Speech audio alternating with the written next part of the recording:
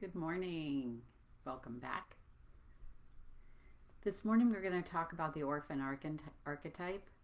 And I chose this archetype because it seems to me that the issue of trust is up in a lot of different ways.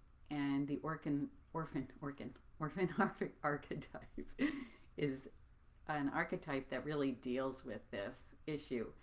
And as I was contemplating what fairy tale to use, I started with Cinderella, and then someone began to talk about the witch melting. And I thought, oh, Dorothy's the perfect orphan archetype for us to talk about. So, a classic aspect of this archetype is isolation, which is it just appears over and over again in this particular story. So it arises from abandonment issues, which can stem from things like abuse, neglect, being ignored, unseen, unheard, not validated, and feelings of not being safe. So it can happen with the parents or without the parents. Either way, it's just the feeling of belonging that tends to be what's at question. And so the child doesn't feel that sense of belonging, and then that can trigger the orphan archetype, this kind of like, where do I belong, because there's not the feeling in the family, whether it's a family of origin or elsewhere, that has that sense of connection. We see this archetype in so many fairy tales. We see it in the Handless Maiden, we see it in Cinderella, in Angelina, Hansel and Gretel, Harry Potter, really in Arthur, in Excalibur, and Dorothy, obviously. This character, this archetype, can come with feelings of not being loved, not wanted, and because of that kind of disconnection from being seen and heard, it can feel ignored, and especially can feel like its needs aren't being met. And as a response to that, what they can tend to do is create this narrative that they cannot rely on others, that they've got to take care of themselves, that they can't depend on others, that they're kind of alone in the world, and that they need to do everything for themselves. They expect, typically in relationship, that people are eventually going to abandon them, so they believe that they can't depend on others. The orphan can grow up and continue to live as an adult psychologically as though they are still in that consciousness of the orphan, even as an adult. So psychologically, they remain in that mindset despite outward appearances.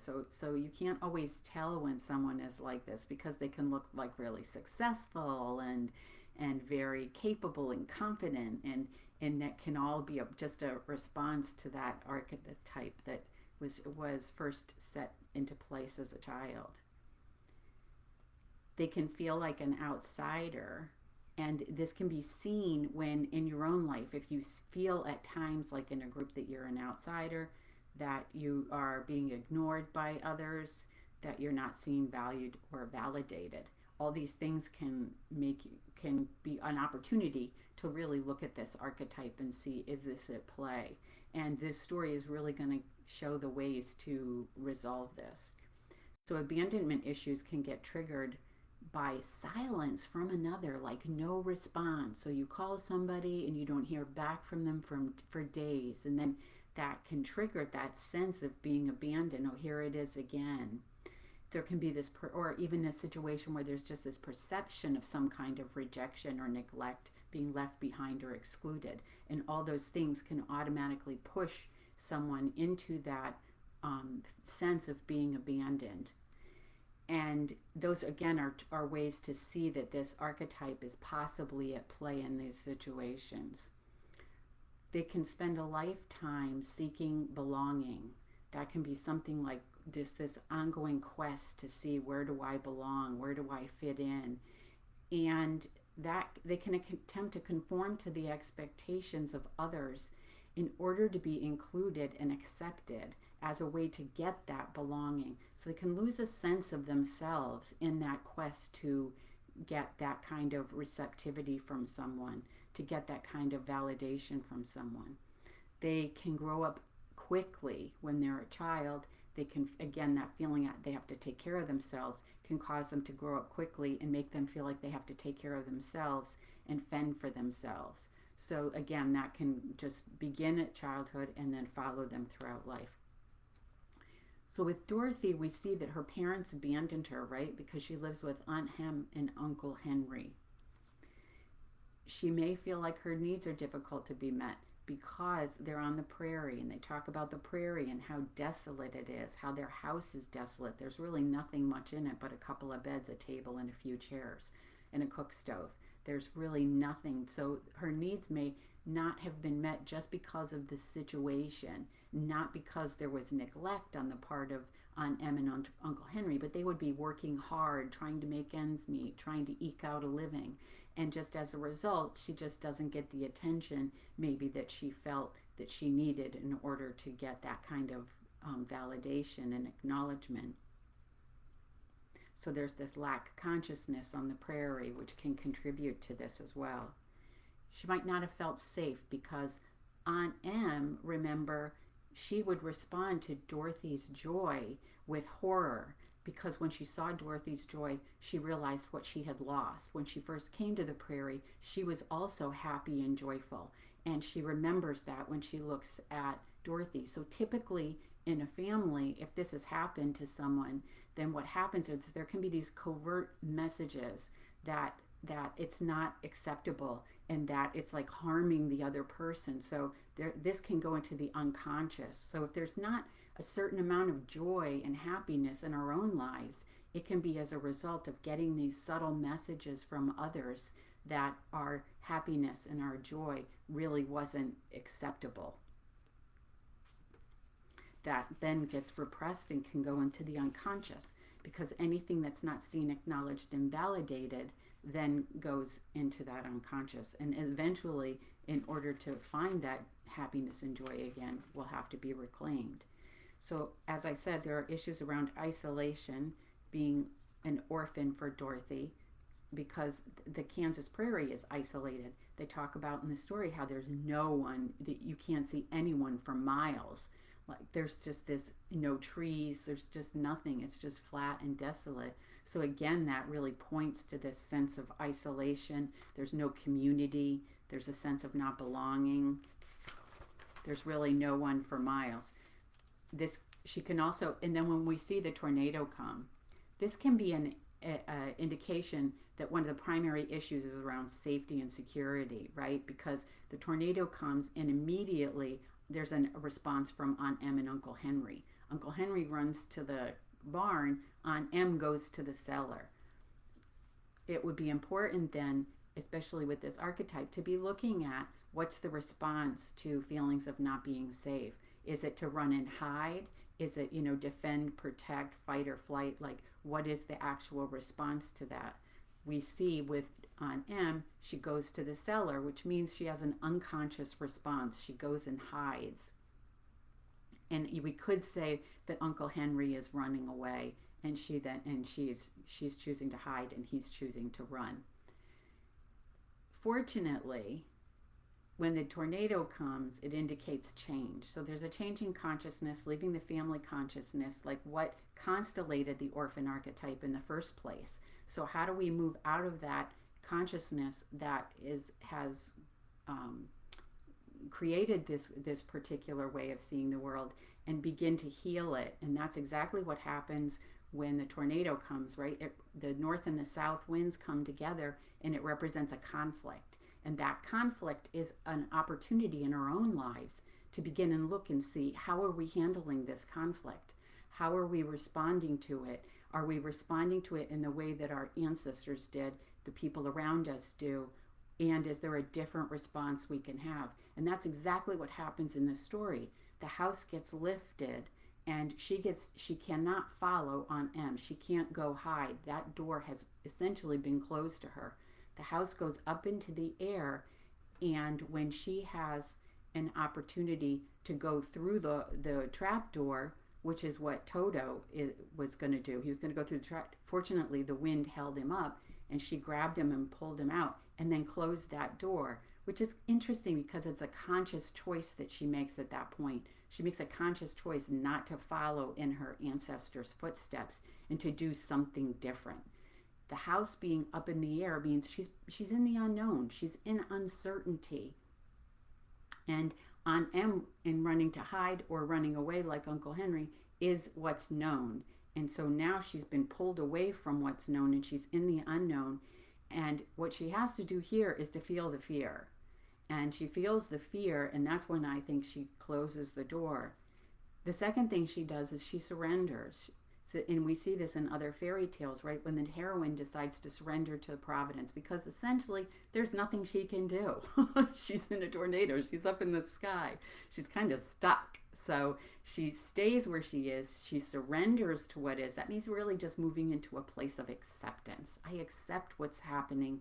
I accept how I feel. I accept this situation. And that moves us out of resistance, because when there's an unconscious reaction, we're essentially in resistance. So this is a point where she's moving into acceptance and surrendering, and she falls asleep. So that really is the ultimate act of surrender, is to completely let go. You know, if you have a situation that's really challenging, you're in the unknown, then you can lots of times be laying awake at night. Your mind is going back and forth on what's going on, what's happening. And this is where she's really beginning her healing journey. When the house lands and she crosses the threshold, which means into a new consciousness here, then she sees Munchkin Land.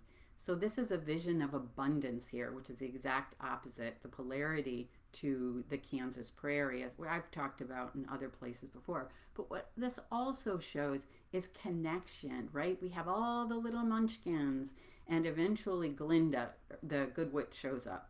And so she has community and connection. And this is what, again, is missing in isolation. That's what's missing from the Kansas prairie. The Wicked Witch is dead here when the house landed on her. So they are freed. The Munchkins have been freed. And that is what, from the controlling ruler, right?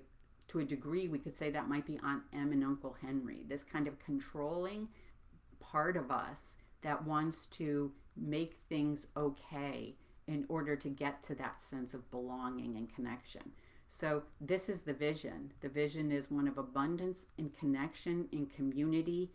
And this has to happen inside of Dorothy. This is what she's going to make the journey to integrate. Glinda represents the intuition, and she gives Dorothy the kiss of protection for her journey. So she must begin to trust. This is the inner guidance. That's what Glinda represents, the inner guidance. And that's what she's going to have to listen to and allow to be, and learn to trust herself and the messages that she gets about what's next, because she's in unknown territory and uncertainty right now. She has to trust her inner compass about what to do because she's in the unknown. What is she looking for? Home. I want to get home. I'm the orphan. The orphan doesn't have a home, and that's where I want to go. So that's what that archetype is often looking for when it's active in us. Again, that place of home, that place of belonging. Isn't that perfect? I was so excited when I put all this together. So she's going to make the journey to the wizard, which is the center that's inside of herself. And he is the one that sits upon the throne. So this is what we're going towards. She first comes across the scarecrow. He represents the intuition and the mind, the left and right brain. She has to learn to balance those things. Again, learning to listen to herself, receiving information from the right brain, and then the left brain takes over and says these are the steps we need to take in order to make what the message was, what we received, to make that happen. Trusting herself is going to be critical for this. She found this scarecrow alone on a pole in a field. Again, he's isolated. He's also at a fork in the road. So a place of uncertainty. Okay, what do I do at this point? In the movie, if you remember, he's pointing in two different directions. So he's in a state of confusion, and that makes him stuck. So she has to listen to the intuition in order to decide what to do, which way to go, and to move forward. Second person they come to is the Tin Woodman. What is he? He's stuck. He's alone. He's isolated. He doesn't have anybody around him. Once again, he is like the scarecrow who was on the pole, but he's rigid from fear and lack of emotion. His emotions are not flowing. So he needs to learn to feel again. So we have the scarecrow with intuition, the Tin Man then feeling again. And again, these all refer back to us. How do we overcome this sense of not belonging? Is to resolve these things in ourselves, learn to trust ourselves, learn to listen to ourselves, feel our feelings again. And as the feelings flow, that's the lubrication for the rigidity in the Tin Man. He's going to have to trust it's safe to feel his feelings again. He has to trust that it's safe to accept help, right? He asks, please put the oil on my hinges. He has to trust that it's safe to open his heart and love again, and maybe get his heart broken again, but to move on and keep going anyway. He has to learn to trust others. This is something they're all going to have to work towards.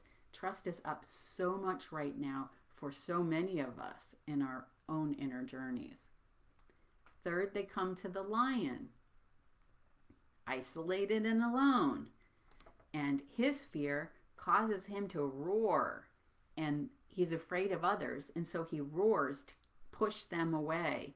He pushes them away before he even knows if he's safe. So he's defending and protecting. So the orphan archetype wants connection, but has built up these ways of dealing with the world that keeps them in isolation. So the journey is about resolving those walls that have been built, those defensive mechanisms, those protection mechanisms, and remember, at the beginning, she gets the kiss of the good witch on her head, which is her protection. So the protection no longer is going to come from the defensiveness and the protection that is her way of reacting and responding to what's happening in the world around her. The protection has to be something that's more inner and inner oriented. So she's got to shift these defensive mechanisms that she's built out. The Lion energetically pushes people away. He's going to need courage to face the fear of the giant spider that lives in the forest that's terrorizing all the animals. So he has this sense that there's something, right, that's going to make him a victim. And he's going to have to come out of that mode of victimization and step into his power. So that's the orphan. It will no longer be identified with this fear of being hurt, being abandoned, whatever it is that was the initial kind of wound for her. This is going to create a sense of vulnerability. And it's just we're learning to be comfortable with that vulnerability and being in the world and being around others anyway. And that's where the courage comes from. The lion, as a symbol, combines the masculine and the feminine in one because it's considered a cat, which is a feminine symbol, and he's the king of the forest, so that would be the masculine. So those two things come together here, which is really interesting. All three characters are combining the polarities in one way or another. He does it through the actual symbol of the lion, the Tin Man does it, and the Scarecrow does it, as I said, with the Scarecrow is the left and right brain, and the Tin Man is through the heart. Then they come to the witch. I think they actually run into the wizard first, but then the witch. But we're going to just go to the witch first, then we'll go to the wizard, because the wizard's twice. So the witch is isolated and alone. She lives behind her walls. And for her, her defense mechanism is that she attacks. So she goes after. She's not like retreating as some of the others do. She is going forward and attacking in order to hurt others and push them away. So this theme of isolation of the orphan is in all these parts of her. They can represent parts of her that have been orphaned. So even if you don't identify with the orphan archetype, you might be able to pick up things in this story that help you to see how the parts of you that have been exiled, parts of you that have been orphaned, have been relegated to the unconscious, and how to bring these parts back in order to transform the consciousness into a place of trust. So all of these parts of her will be integrated in order to create community. Isn't that interesting? Like these, you see all these characters inside coming in and joining her on the journey. So she's kind of picking up these parts of herself that were in the unconscious, we could say, and bringing them along as parts of her. And that's how she's creating this community, is this creating this sense of wholeness within herself. The witch attacks those who try to come close because it's unknown. Same thing with the lion, really. When someone comes along, it's the unknown, it's the uncertainty. Are they going to hurt me? Are they going to not hurt me? Are they a threat? Aren't they a threat? They don't even bother to find out. You know what? It's just safer to just push them out and stay in this place of isolation, because then I don't have to worry about anything. The emotion is what melts her armor and her protection, which aligns her with the Tin Man here. When she melts, the residents of the kingdom that she rules over ask the Tin Man to become their leader. So this links the two of them in an interesting way, because the water, the emotion, those are the things that transform both of them and puts the Tin Man into his power and melts the witch. So they're connected, and they both have to overcome this defensiveness and learn to trust again. Then we get to the wizard. Want to guess what I'm going to say? He's isolated and alone. So once again, but he hides behind the walls. And he hides behind two sets of walls in the movie, right? He doesn't want to be seen. He's hiding this kind of part of himself that he wants to keep protected. I can't let others see what's really vulnerable. I can't let others see who I really am, because there's this fear of that being rejected and abandoned, and then that would be like the ultimate hurt. So Dorothy has to peel back all those layers, which you see in the movie and you can read in the book, that there's this, what is it that's on the throne? Is it becomes different characters to different people. And so there's this sense of like, what am I at my core? Because remember, she's adapted to whoever she's been around in order to get that acceptance and in order to be included. So here she's having to do this inner journey in order to discern, like, who am I for myself? What matters to me? And that's what this represents, right? Who's on the throne at the center? And that's what the whole journey is ultimately about. So he dispels the idea that she's broken or anything is missing from her. Remember, they all felt like they had to go to the wizard to get what they wanted. But he tells them, you already have it. You know, you don't need me to give you a medal, or you don't need me to give you a diploma, because you already have access to all of those things within yourself. And what I love about this is it really points to the way that we've been taught that's been incorrect, that everything we need is outside of ourselves. He's saying the exact opposite. He represents to some degree a wisdom, a level of wisdom within that says, you have it all already. So stop looking outside of yourself. That the things that you're looking for are inside of you, including home, which is why Dorothy is making the journey inside. The journey is an inside journey. In the movie, they show it as she was having a dream, and in the book, she's making a journey into a place that's out of space and time. So it represents the inner world. When the wizard leaves, the scarecrow is the one who ends up on the throne there. And so he's a part of Dorothy that is not afraid and doesn't hide. Ultimately, Dorothy again is trying to go home, which she has to find intuitively. The truth is inside of her, that she always had the power to go home within. The isolation in the journey is changed to connection and community. She's loved, right? All the characters are hugging each other as she's getting ready to leave. There's this finally this union and this connection between these parts of her that have been disconnected and discarded and gone into the unconscious. She's retrieved these critical parts of herself so that she can learn to trust again. She shifts into abundance. This is what all of her needs are met. If you read the book, it really shows like she needs something to eat. Oh, there's an apple tree. She needs something to eat. Oh, there's some nuts. There always seems to be what she needs as she goes. And as you learn to trust, this changes everything. Everything that you need just shows up like magic. You see in these fairy tales over and over again, this kind of crazy magical thing. And when you look at that, you think in a logical, rational, like this makes no sense. This is not logical and rational.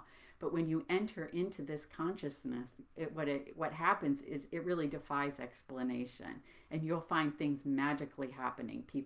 People showing up, things showing up. Like even before you recognize that you're going to need something, it can often appear. She found belonging on this journey. And as I have described this whole time, I've been explaining how she did that. And that means all those defenses have dropped. Everything that protected her and kept her in isolation has been removed. But also she's found that new consciousness inside of herself. The belonging doesn't come from outside acceptance, it comes from inside.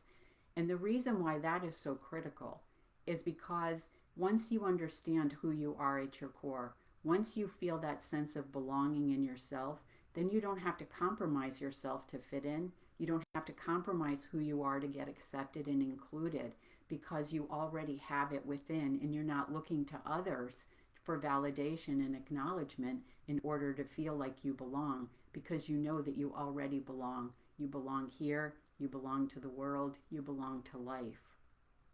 And the more that you can acknowledge that and feel that inside, the more that's going to be reflected outside.